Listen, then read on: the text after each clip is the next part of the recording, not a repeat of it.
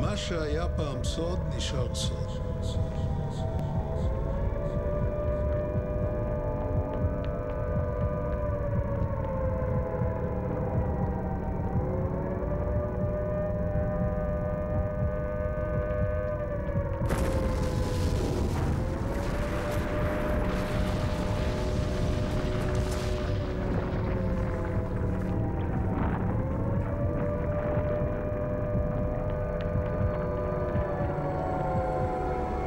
המעורבות האישית שלי בסיפור של יאצה היא בעצם, יש לה 3 רבדים שונים.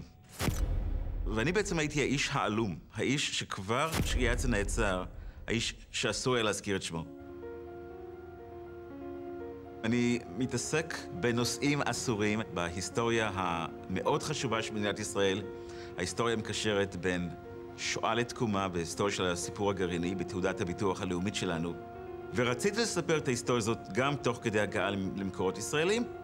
שמו של יאצה הגיע אליי כבר באותו שלב בתור אדם רלוונטי שיש לדבר.